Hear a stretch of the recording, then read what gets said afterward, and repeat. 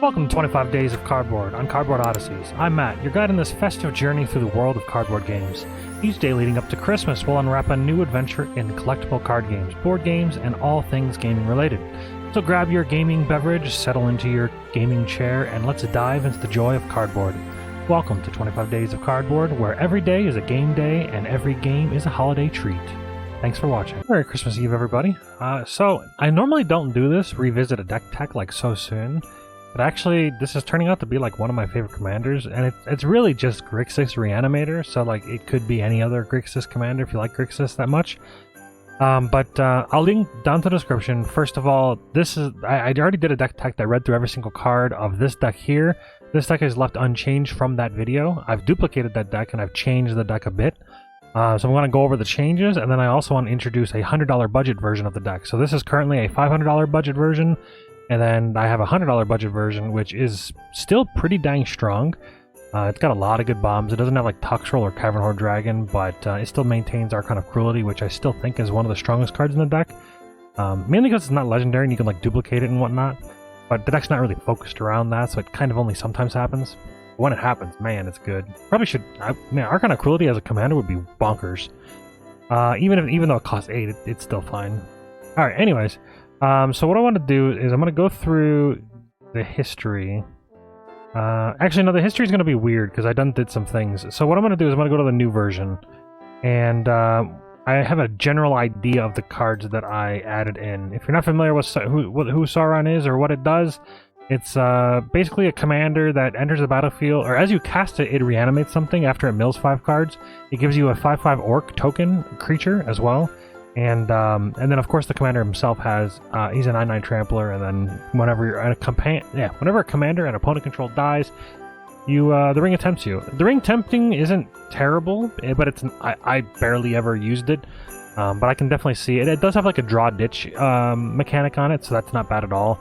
So there's some benefits, so keep an eye on that, but it's not designed around that mechanic at all. It's literally, honestly, if you really could, being able to cast your commander, amassing the orcs 5, and then swinging, and then having like Sauron eat a kill spell, because he's a 9/9, that would be ideal, because then you can recast it and then reanimate something else. So yeah, I'm going to go through the cards here. That one was already in the base deck. Like I said, I'm going to blow through these cards as fast as I can, and I'm going to talk about the new ones. Archpriestess Shadows. This one's interesting. It has backup 1, which means that when it enters the battlefield, you put a 1/1 counter on target creature. If it's another creature, it gains the following abilities. So it becomes a Death Toucher, and it has, whenever this creature deals combat damage to a player or battle, return target creature card from your graveyard to the battlefield. So it just kind of has, it's another way to reanimate, but it's also on a creature. The reason why that matters is because we actually do want more creatures in the deck. I think I only added a couple more creatures, but I realistically wouldn't mind having like 30, but it's rough.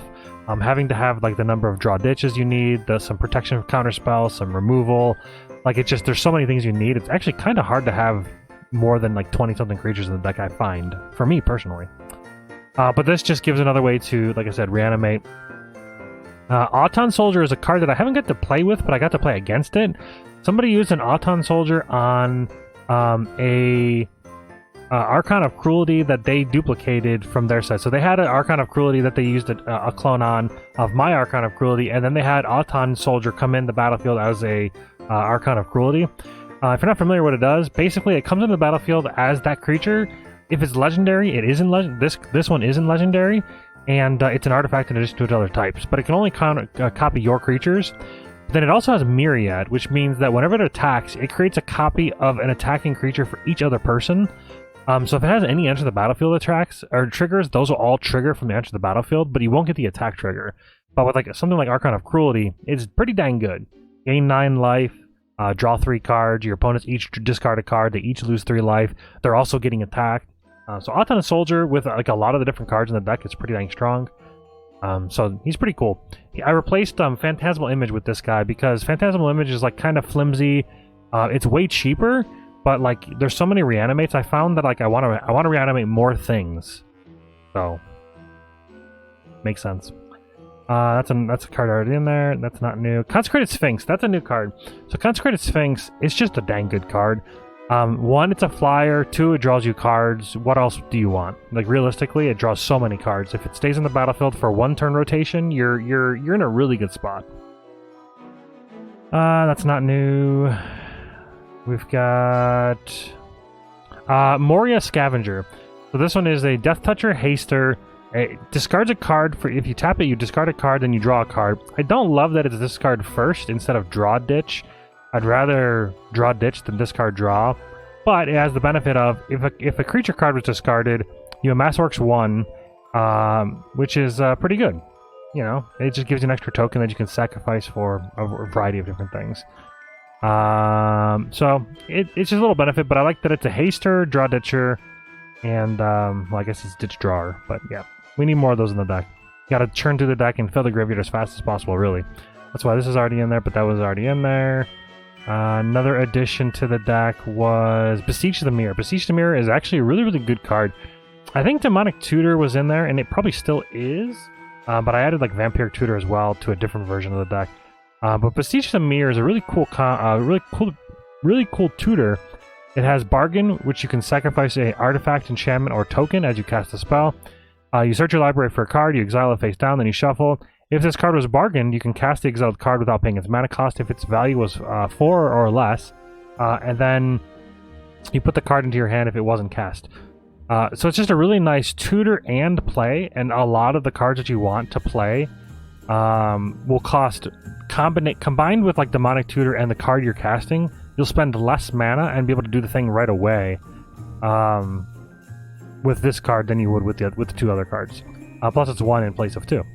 But yeah, basically like using this to go get like a Victimize, for instance, pretty dang good. The deck creates enough like tokens and whatnot, even with the $100 version. I think it still has Beseech the Mirror, I'm hoping. But yeah, it has like Grave Titan in it as well, for instance. You'll have even more tokens to be able to sacrifice. You don't need to bargain it, but like you pretty much want to bargain it. Demonic Tutor still in this version. This is the $500 version. You've got Stitch Together. Stitch Together was another card added in. If for 2 black mana, it just returns target creature to your hand. But if you have Threshold, which is 7 or more cards in your graveyard, it just goes to the battlefield. So it's a 2 mana reanimate with no downside, as long as you just can have 7 cards in your graveyard. Which these decks, like reanimator style decks like Grixis, they're designed to put stuff in the graveyard the way. So you should almost always have Threshold. I guess very early on, obviously you probably won't, but still, very good card. Victimize is bonkers, by the way. But we've already talked about that in the previous deck video. I will say that Wheel of Misfortune continues to impress me in a very, very good card. Way better than the blue wheel. Windfall. Offer You Can't Refuse, I think No, I think it's a Swan Song that I added in. Oh, Black Sun Twilight's a new one. So this one's an instant for black and an X, and it up to target creature gets -X until end of turn, so it's a kill spell, which is nice. The deck kind of needed a little bit more removal for targeting things. But the cool thing about this is that not only is it a kill spell, if X is 5 or more, you can return a creature card with mana value X or less from the graveyard to the battlefield. The deck does a decent job at ramping mana, so being able to reanimate something at instant speed as well as killing something, pretty dang good. Counterspell is just good. Entomb, Factor Fiction. I replaced Forbidden Alchemy for Factor Fiction. I like the idea of having like the flashback on Forbidden Alchemy, but in practice, I'd rather just play Factor Fiction. You just get more cards most of the time, and you have and it's just kind of filling your graveyard with more things with less total mana. Having the choice is just better. I don't know. You just get more cards most of the time for Factor Fiction. It just feels better. But you reveal the top 5 cards of your library, and an opponent separates them into 2 different piles, and then you get to pick whatever pile you keep, and the other one goes to your graveyard. So it's kind of just fulfilling both needs we want, and they don't know what you want really.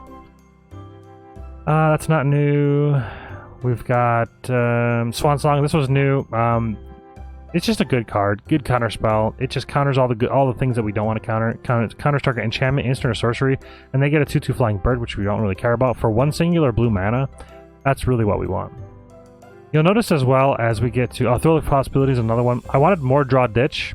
I guess this is ditch draw, but this is at instant speed, and I think I took out. It was big score and unexpected windfall. Whichever one has the double red. I took out that one because the mana base is less. Well, it was in the version that I was running. It's cheaper. This is cheaper. This is still a good card. It's interesting. I like the draw ditch on it and the counter spell. So as I've played with it, I still like it. I was on the fence in the previous video. Collector's Vault is fantastic, by the way. Super great card. Really love it. It performed very well. Mimic Vat, never got to play it, but it definitely would have performed well, I'm sure.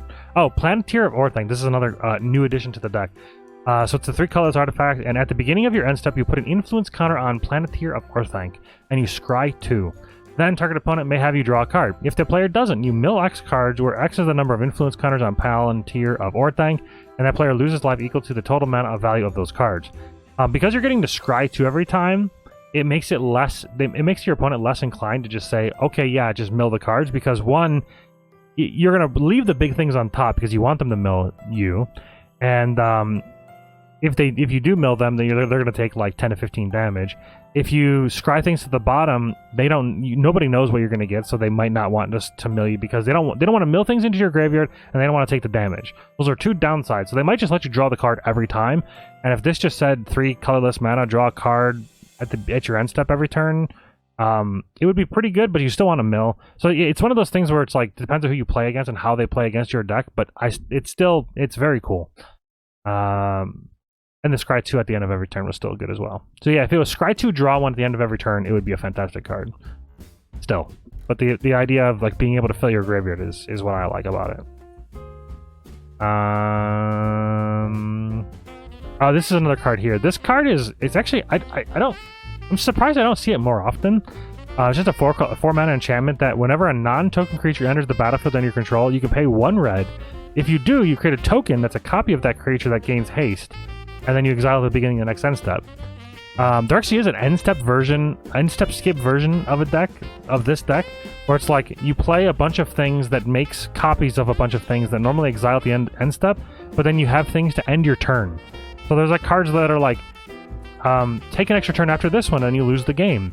But like, you end your turn on your second turn before you would lose the game, so you just don't lose the game. So you just get an extra turn, and it's like really cheap. And then you can do the same thing with like this, for instance. You create the token, you attack with it, and then when the trigger's on the stack or whenever you want to do it, you just end your turn. There's a few different ways to do it. There's actually quite a lot. Like I think it's Sundial, something dial. Where you can end your turn, but you can only use it on your turn. And like cards like this, in that kind of deck would be really, really good. Otherwise, this is just really good. But yeah, just making copies is great. Mystic Remorse is obviously fantastic. We've already talked about that in the other version. And I think the mana base is the same. Yeah, so the deck list will be down in the description for all 3 versions. The 2 $500 versions, just in case somebody likes the other version better. Actually, I like this version the best so far. And this is untested, but this is the $500 version. Basically, the only thing that really changed is obviously the mana base. The mana base for this deck is $4.64, and then the mana base for this version is $195. So there's a lot of the budget that went out of the mana base, and of course you lose things like Rhystic Study, Necromancy.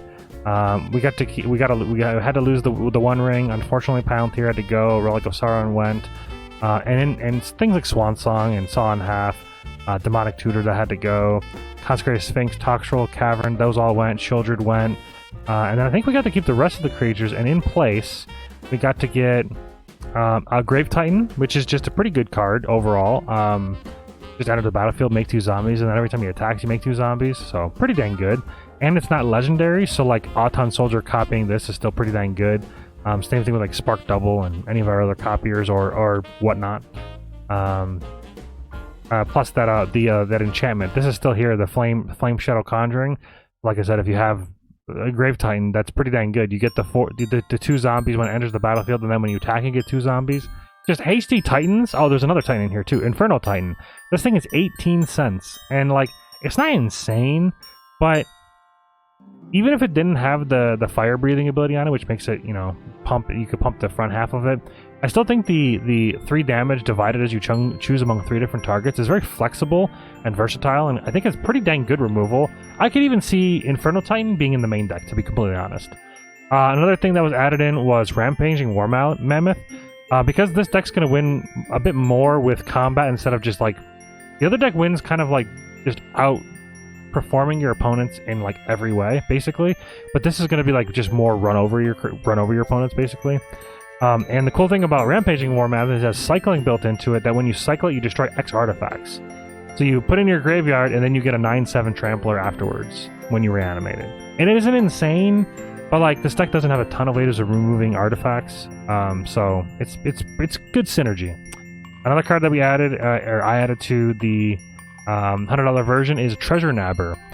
This one is interesting. I've actually never played with this, but I can see it being insane because you're playing against 3 opponents, and it's whenever any opponent taps an artifact for mana, you gain control for that mana until the end of your next turn. So here's the thing. Here's a scenario that I see. You have 3 opponents. Even if you get 1 mana rock between the 3 of them per turn, that's pretty dang good. It's like you having your own mana rock. You're getting multiple soul rings is pretty dang good. You're getting basically a bunch of mana rocks is great. You're not going to get like 2 treasures because those will sacrifice, but the thing that I see, the situation that I see is like your opponents might be annoyed by this, but they're never losing the card permanently. So like I could foresee them like not really caring about this and killing it. But even if they kill it, who cares? Because that's just 1 less kill spell for your big creatures. I just think this card's just a win-win. I actually think this card's kind of bonkers. For 12 cents, it's fantastic, I think. I don't know, I haven't played with it yet, but I still feel like with the amount of mana rocks we see nowadays, I think this card's nuts. But I guess we'll have to play with it to find out. Another card here, because we're losing Toxroll from the main $500 budget, so you need something that's kind of a degenerate and angry and make people mad. Archon of Cruelty is one of them, but I gotta tell you, Toxroll makes people salty. But Archfiend of Depravity, it's just 5 mana, so you can cast this even without reanimating it. But at the beginning of each opponent's end step, that player chooses up to 2 creatures he or she controls, then sacrifices the rest. It doesn't hurt you at all. There's no downside. It's just a 5/4 flyer that has a nutty ability. Sure, they get to keep their 2 best creatures, but I'll be honest, the only time I almost lost with this deck, which I did go 3-0 by the way, the only time I ever lost with this deck, or was about to lose to this deck rather, is flyers. And getting like attacked by many people because they saw the things that I was doing, like reanimating. So having this kind of card out there, which like reduces the number of creatures they have, plus giving you a decent sized blocker or an attacker, it's just super good. This also could probably be in the main deck as well. Jink Attacks is another salty card. This was already in there. Sepulchral Primordial is another card. We're losing this one. Honestly, the budget's pretty close. $98 versus I should say, what is this one? $1 versus $5. So if you have an extra $5, I would probably just still run Shieldred, or run both, I guess. Run Shieldred and the Sepulchral. But basically what he does is he reanimates something from everybody's graveyard when he hits the battlefield. Actually, you know what? This might be better than Shieldred. And the Archfiend might be better than... Yeah, so the reason why I say that is because, again, they're not legendary, and being able to have multiple copies of these things just entering the battlefield from variety of different things is just great. So I'm like leaning more towards non-legendary creatures. Because there was also another card added in called Persist, which returns a non-legendary creature from your graveyard to the battlefield. It's just a very, very cheap reanimate, so like that it just kind of reinforces that. Any other creatures that we don't... that I changed? I think all the creatures, that covers all the creatures for the $100 version. Oh, Hostage Taker made it back in. I think I took it out for something, and then... Oh, Decadent Dragon. I should probably be pulling these cards up as well. Decadent Dragon, so it has an adventure on it. Exile the top 2 cards of target opponent's library face down for 3 mana, and you may look at and play those cards for as long as they remain exiled. It's an instant. If it wasn't an instant, I probably wouldn't play this, but because you get a lot of value from the instant version and the instant source, what is it called, the adventure, and then also a 4/4 dragon for 4 flying trample, and then whenever it attacks you create a treasure. This is pretty good. So with the combination of those 2 cards, very flexible, I like it, so that's why I put it in there. Again, that card could probably be put in the $500 budget, but I think it's not as good. It's not quite there. You basically need to get into that's basically this Cavern Horde Dragon. Cavern Horde Dragon is that's like the budget version of this card, basically, for me. So Cavern Horde Dragon would be like the direct replacement. If you have like an extra $11, I would run this instead of that. Okay, I think that's all the creatures. Yeah, so then we a couple instants and sorceries here. We've got Extract from Darkness. Each player mills 2 cards, then you put a creature card from your graveyard onto the battlefield on your control. The milling is really not that big of a deal, but it's for each player, so it mills yourself as well, which is great. If you don't have any like good creatures in the graveyard, maybe you'll mill something good. Otherwise, you're just kind of milling your opponents for no real reason. Sometimes it might help them, but it's a fairly cheap reanimation spell for cost, budget-wise. Too greedily, too deep. It's for 7 mana. It's very expensive, but you put target creature card from a graveyard onto the battlefield under your control, and then that creature deals damage equal to its power to each other creature. I actually feel like this card could have probably even been opponent's creatures, and it would have still been like it would have been pretty dang good for the cost. But 7 mana is a lot.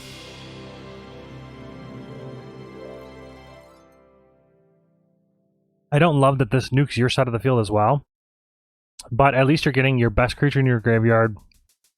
You're most likely nuking the field, and sometimes you need to have cards like this. You know, you need to burn it down. You know, like Blasphemous Act, for instance, which is still in the deck, of course. You've got we've already talked about Stitch Together. That still remains in here. Instants. I think all the instants are the same except for Swan Song left. Oh, he added in Counter Spell instead of Swan Song. It's pretty simple. It is double blue casting cost, which is a little annoying. And then as far as artifacts, I think it just added in like Worn Power Stone, which is just a mana rock. It just comes into battlefield tap for 3, but it taps for 2, so just decent ramp. Of course, this deck is still running the Flame Shadow of Conjuring, or Flame Shadow Conjuring. And then the mana base is very, very cheap. I still like Desolate Lighthouse, is pretty great. Bajuka Bog is still pretty good. We still need some kind of graveyard hate. You could like spice up the mana base a bit more if you desire, but obviously on a $100 budget, you're fairly limited. And I played with a deck called the Sauron Back to Basics edition as a joke to one of the players that played a card called Back to Basics, and it didn't do very bad at all with just basic lands. And the cool thing about that is, I can pull it up. The cool thing about that is it enables your deck to just run so many more things. Oh, did I get rid of it? Okay, maybe I can't do that. I think I just rewrote over it from this. Yeah, basically it was just all basic lands and 3 fetch lands. But yeah, it just opens up your budget for a ton more. But anyways, thanks for watching, everybody. Hope you guys enjoyed. All the deck lists will be down in the description below. Have a Merry Christmas, and see you guys tomorrow. Christmas Day, we will have a video. Not entirely sure what it is yet. I'll film it probably, on Christmas. I don't know. We'll see. Maybe I'll do a live stream. Who knows? Anyways, thanks for watching.